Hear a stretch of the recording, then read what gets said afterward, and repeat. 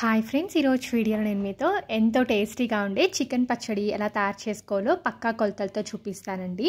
నేను ఇక్కడ 1/2 kg boneless చికెన్ని తీసుకున్నాను. మీరు బోన్తో ఉండే చికెన్తో కూడా పచ్చడి చేసుకోవచ్చు. ఈ చికెన్ని నీట్గా శుభ్రం చేసేసి ఒక బౌల్లోకి తీసుకోండి. ఇప్పుడు ఇందులో 1/2 టీ స్పూన్ పసుపు, 1 టేబుల్ స్పూన్ కారం, 2 టేబుల్ స్పూన్ల నూనెని వేసుకోండి. ఇప్పుడు ఇవన్నీ కూడా చికెన్ ముక్కలకి పట్టేటట్టు బాగా మిక్స్ చేసేసుకోవాలి. మీరు దీన్ని మ్యారినేట్ చేయాల్సిన అవసరం లేదండి, జస్ట్ మిక్స్ చేసేసుకుంటే సరిపోతుంది. లేదు మీ దగ్గర టైం ఉంది అనుకుంటే మాత్రం ఒక 10 నుంచి అరగంట పాటు నానబెట్టుకొని ఉంచుకోవచ్చు. ఇలా మొత్తం అంతా మిక్స్ చేసుకున్న తర్వాత స్టవ్ ఆన్ చేసుకొని పాన్ పెట్టుకోండి.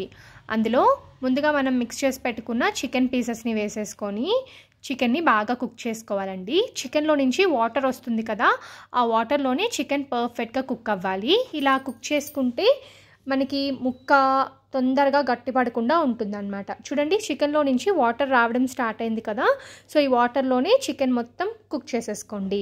మధ్య మధ్యలో కలుపుతూ చికెన్ని కుక్ చేసుకోవాలి. ఇంట్లోనే ఈజీగా ప్రిపేర్ చేసేసుకోవచ్చు అండి, ఎక్కువ టైం కూడా పట్టదు. 3 నెలల నుంచి 5 నెలల వరకు కూడా నిలువ కూడా ఉంటుంది. చూడండి, ఇలా బాగా వాటర్లో ఈ చికెన్ ఉడికిపోవాలన్నమాట.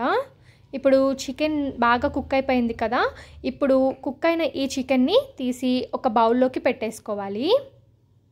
ఇప్పుడు అదే ప్యాన్లో నేను 200 ml ఆయిల్ యాడ్ చేసుకుంటున్నానండి.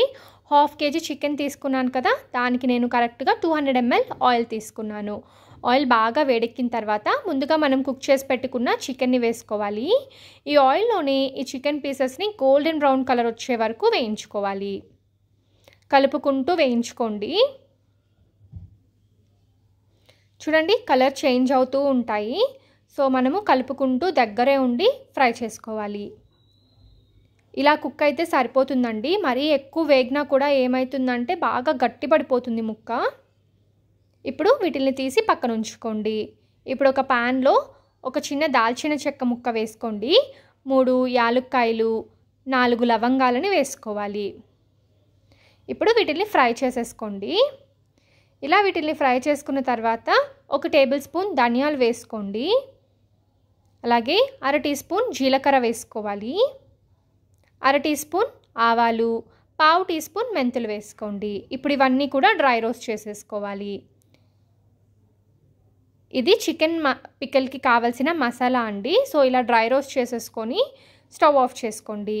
ఈ మసాలాలు పూర్తిగా చల్లారిన తర్వాత ఒక మిక్సీ జార్లోకి వేసుకొని మెత్తగా గ్రైండ్ చేసుకొని పక్కన ఉంచుకోండి. చూడండి, చికెన్ని మనము ఫ్రై చేసుకున్నాం కదా, ఇలా నేను ఫ్రై చేసుకున్న చికెన్ని ఒక బౌల్లోకి తీసుకొని పక్కన ఉంచుకున్నాను. ఇప్పుడు అదే ఆయిల్లో ఒక 2 టేబుల్ స్పూన్ల అల్లం వెల్లుల్లి పేస్ట్ వేసుకొని పచ్చి వాసన మొత్తం పోయే వరకు ఫ్రై చేసుకోవాలి. ఈ అల్లం వెల్లుల్లి పేస్ట్ని బాగా ఫ్రై చేసుకోవాలండి, లేకపోతే పచ్చి వాసన వచ్చేస్తుంది. సో ఇలా అల్లం వెల్లుల్లి పేస్ట్ని బాగా వేయించుకున్న తర్వాత స్టవ్ ఆఫ్ చేసేసుకోండి. ముందుగా ఫ్రై చేసి పెట్టుకున్న చికెన్ పీసెస్, అలాగే ఒక 75 గ్రామ్స్ వరకు కూడా కారం యాడ్ చేసుకోండి. ఒక 25 to 30 గ్రామ్స్ ఉప్పు, ముందుగా మనం గ్రైండ్ చేసి పెట్టుకున్న మసాలా పొడిని కూడా వేసుకొని మొత్తం అంతా కూడా బాగా మిక్స్ చేసేసుకోవాలి. ఇప్పుడు ఈ పచ్చడిని పూర్తిగా చల్లారనివ్వాలండి. ఇలా పచ్చడి పూర్తిగా చల్లారిన తర్వాత ఒక పెద్ద నిమ్మకాయని తీసుకొని నిమ్మరసం తీసుకోవాలి. ఆ నిమ్మరసాన్ని పికిల్లో వేసేసుకొని మొత్తం అంతా మిక్స్ చేసేసుకొని ఒక 2 గంటల పాటు ఊరనిస్తే సరిపోతుంది. మనకి చికెన్ పికిల్ అయితే రెడీ అయిపోతుందండి. తప్పకుండా ట్రై చేయాల్సిన రెసిపీ. ఎప్పుడైనా దోశల్లోకి, ఇడ్లీలోకి కూడా బాగుంటుంది, రైస్లోకే కాదు. చూస్తున్నారు కదా, ఎయిర్ టైట్ కంటైనర్లో స్టోర్ చేసుకుంటే 3 months వరకు కూడా నిల్వ ఉంటుంది.